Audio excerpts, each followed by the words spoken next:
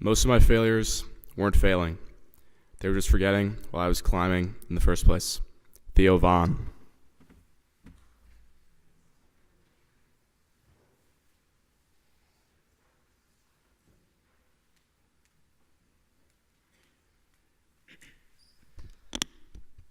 Swiss, Reed Bolger.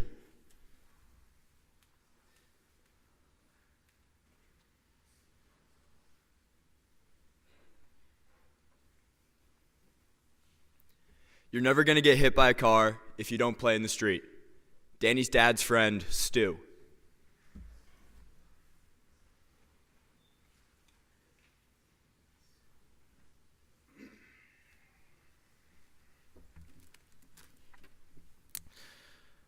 Around a week before summer ended, I was turning onto my street, only 500 feet away from my house.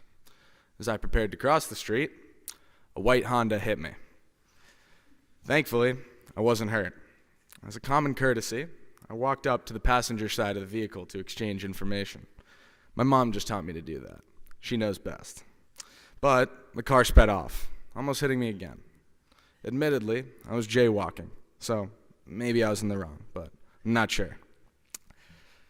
I didn't just get home with a bruise on my right arm. I finally understood what my dad's friend Stuart told me on the ride back to campus last year. You're never going to get hit by a car if you don't play in the street. I chuckled, as it was an oddly poetic way to start the school year. Anyways, how y'all doing this morning, ladies and gentlemen? Thanks, Hunter. My name is Daniel Marr, and I'm a senior from New York City. I hope you get something from my chapel talk. I'm sharing these stories today for a reason. They've shaped my life and formed me into the semi-successful person that I am today. Whether it was sitting in my bed, listening to that angelic hum of the Squibb air conditioner, or basking in an Arctic cold shower in Mem, I've always thought of this talk. I've actually had this dream of giving a talk about my freshman year and what I learned from it, but I didn't want to bore you with the basic freshman year was hard, then I became normal chapel talk. So, here we are. You know, standing up on this altar gives this speech a commanding sense, but that's not the case. I'm not here to force a magical solution to your problems or to provide wisdom. I'm just a kid trying to figure out life, just like all of you in these pews. Now, I know my voice can sometimes be insufferable, but just give me your ears for a few minutes, and I'm sure you'll walk away with something of value, I think. I do want to make this clear. When I say play in the street, I mean to truly put yourself out there. Don't get it confused with buying in. I'm sure you've all heard that phrase way too many times, and I always cringe when I hear it. Now, don't get me wrong, buying in is a great thing to do, but it's not this magical key to success as people tout it to be. Honestly, I used to live by that phrase. I even wrote my John Hay application essay about it. But if you want the honest truth, it's simply not how life works. You can apply for jobs, try to make new friends, but just because you buy in doesn't mean that it'll always work out. It is what it is. That's life.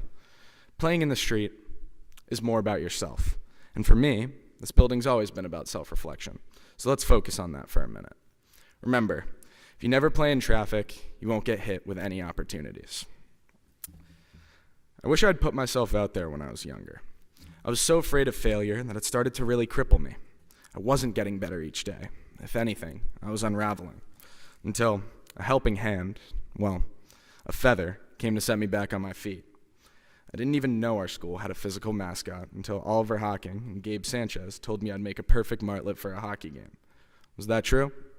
Hell no. But the next thing I knew, Miss T had me on speed dial for any sporting event. I was finally playing in the street here, even if I was in a sauna disguised as school spirit. This was a first for me, first of many, because behind that helmet, I slowly started to act like myself, and that was so important to my growth as a human. If you walk away with one thing from my talk, walk away with this.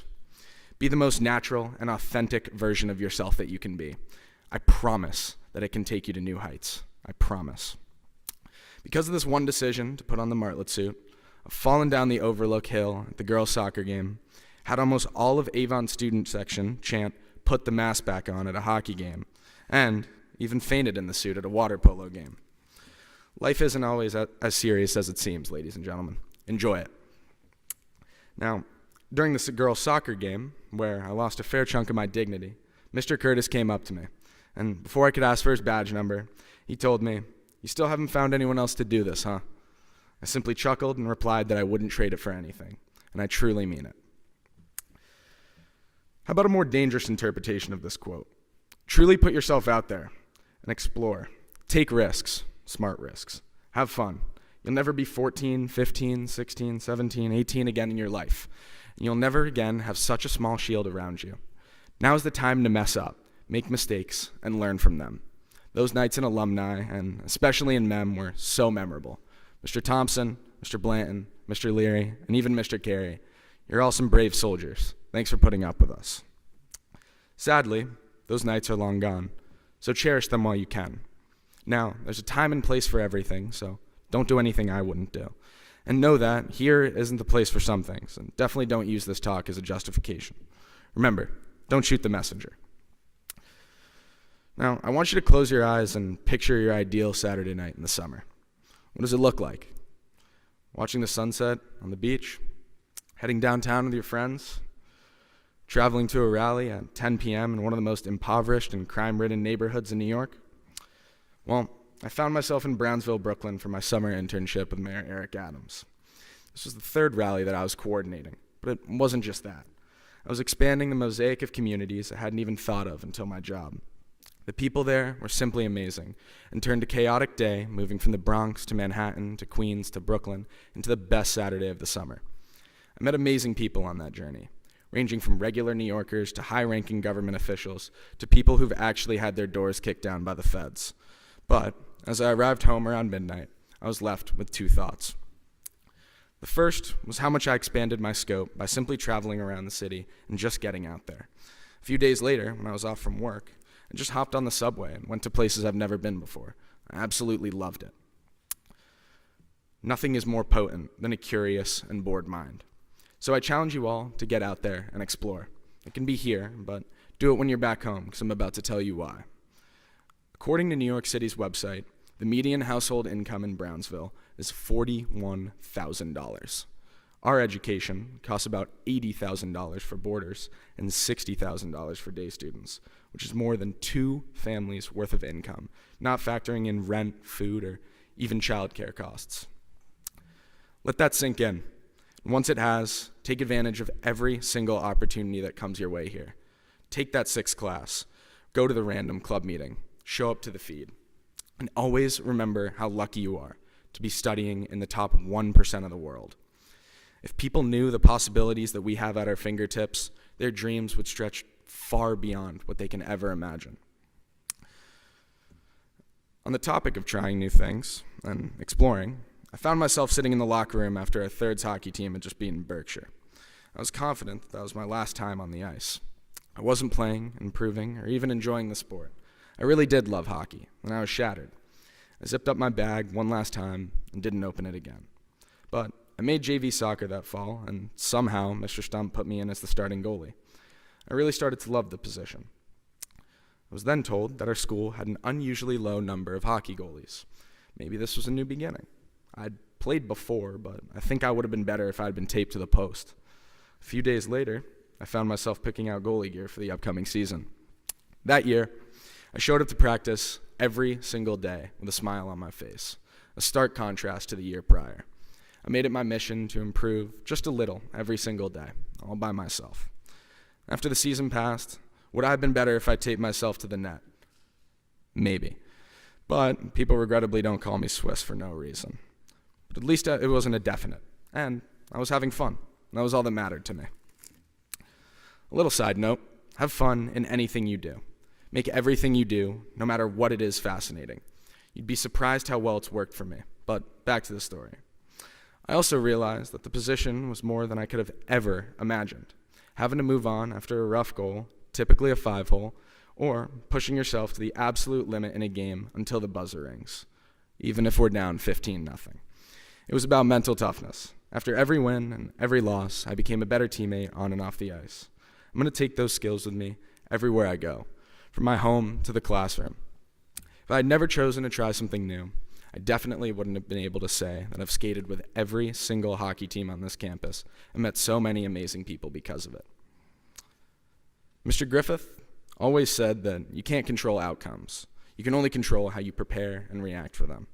Now, I wish I had been better prepared for this outcome. Last year, on May 21st at 6:37 p.m., I got a text from Mr. Thompson. "Hey, Danny, can you stop by the dean's office?" That's enough to send chills down the spine of any student here. I vividly remember walking back to my room from the office. The sky was gray, a perfect symbol considering I had just learned I didn't make the prefect board. To say I was shattered would be an understatement. I felt as if I couldn't even show my face, so I ran. I took the next train home that night and powered off my phone when I got in the car. Coincidentally, my Uber driver on the way to New Haven was actually from New York. He spoke of how sad he and his children were when they were forced out of the city because of rising prices. It was an oddly sobering moment. Here I was, holding back tears in the back of this car, while there are actual problems that matter much more. Now, that conversation didn't instantly fix things, but it pointed my mind in the right direction. Rather than complaining and making excuses, I wanted to make this the most significant growth opportunity of my high school career. I'd spent so much time doing small acts of kindness, receiving no formal recognition, and quite frankly, I preferred that. It makes me happy. I don't really need or look for validation. Now, I inevitably had to turn on my phone to activate my train ticket. I was then hit with a flood of text messages from my friends and family to people I'd never spoken a word to. That was one of the most meaningful acts of kindness I'd ever received, especially from these three guys up here. Hawking, you instantly called me and checked up on me. I don't even know how you found out. Kathy, I know you'd sleep through this chapel talk if I didn't give you a quote, but you stayed up till like midnight to talk to me. And Liam, you've been with me through all my highs and lows, and I'll invoke the Fifth Amendment for the punchline of the joke. I'm not great with words, but I hope you know you stepped up when you didn't have to. Thank you. Love you guys. After 2 days, it was time to return to campus. On the ride home, my dad's friend, Cigarette Stu, told me, "You're never going to get hit by a car if you don't play in the street." Those words kept replaying in my mind, but just weren't sticking with me. Now, I won't lie, those final days of school sucked, but the quote just kept coming back to me. And as finals began to wrap up, I slowly, but not fully, recognized tangible proof that I had played in the street, taken risks, and benefited from them. On the last day of school, I walked off campus with a smile, finally able to realize that I created new relationships, gave what I like to think is a pretty good speech in front of the whole school, but most importantly, formed a much better version of myself, one shaped by ever-evolving growth rather than failure. I wasn't going to be afraid of that anymore. You know, walking back from class in September, someone asked me why I wasn't mad or sad about losing, and I gave the honest truth. I wanted to make a difference here. At the time, I didn't really know what that meant. Was it just making one person's day better, or did it have to be long-lasting? I felt like I wasn't going to know until after graduation. But all those texts and the kindness I received after I lost showed me that I did make a difference, even when I thought I didn't. I considered myself extremely lucky to know before my senior year that I'd grown so much since I first arrived here, and that I'd made at least a slight difference. If you ask Mr. Lawler and Mr. Court, I always leave out a conclusion in English. I'm not great with them, so I've decided to voice type this to make it seem a bit more authentic. Firstly, thank you all for letting me speak my mind, but I've talked enough about myself. I'll firstly reiterate what I said in my student council speech, because I really mean it. If you ever feel lost here, just know that there's someone or something out here for you, and that I can promise. But I want you all to know that you can do anything in this world that you put your mind to. If anyone tells you you can't, you can. And I want you to know that you're the most beautiful, awesome, and cool person on this planet. But most importantly, keep being yourself, keep trying new things, keep playing in the street. And I love you all more than I could ever say. Thank you so much. Oh, thanks, Benj.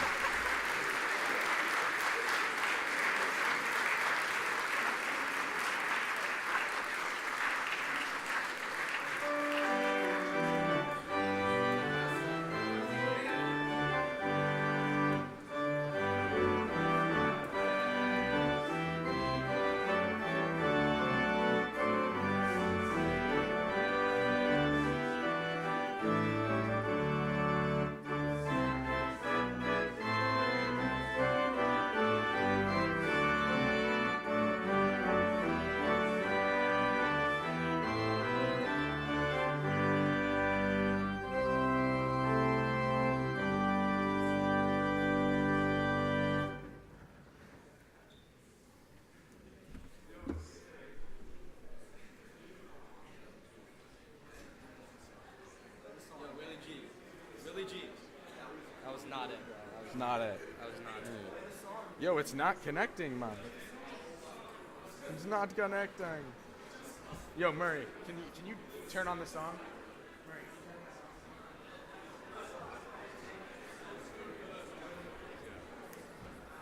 Throw water up here. Danny did. Do you know how to do this?